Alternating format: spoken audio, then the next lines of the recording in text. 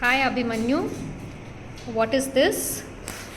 Ma'am, this is my project, science project, where I am explaining about the river water treatment plant. Okay. So first, the source is the river where dirty water from the cities come. This is used for rivers such as Ganga, where all the industrial waste is dumped.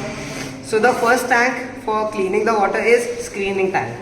In this, there are screens or bars or mesh that filter out all the waste such as chips packet, plastics, metals, woods, etc. Then this water is not yet filtered. Then this water goes into a coagulation and flocculation tank.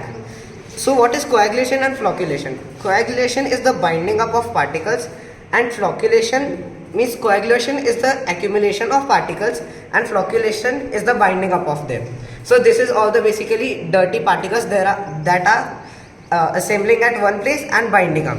Then there is sedimentation tank. So all the particles that are coagulated and flocculated, they all settle down. Sedimentation tank uses the concept of gravity to settle down all those particles.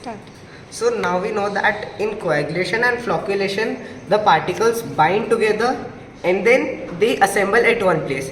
And then we have the sedimentation tank. In the sedimentation tank, the concept of gravity is used.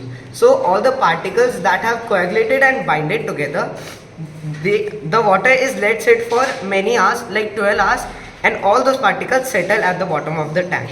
Then this water is then taken out and transferred to the filtration tank. This water is still dirty, so we have to filter it. Now there are many methods of filtration, but the most common method of the filtration is by using gravel, sand, charcoal, and then passing water through it. So this is the sand, this is the gravel, and this is the charcoal. So when water is passed through all the mediums, it is then filtered, but not yet safe for drinking. So it would be called infected water. Then this infected water goes into the chlorination tank. In the chlorination tank, the chemicals such as chlorine are added so that the chlorine kills all the microbes and all the harmful microorganisms that are unsafe for us. And then after that, this water is completely safe for drinking. Then it goes into the storage tanks. These are those tanks that you see in your cities, and then from these tanks the water comes to our home. Thank you. It was a wonderful project, Abhimanyu. Great job.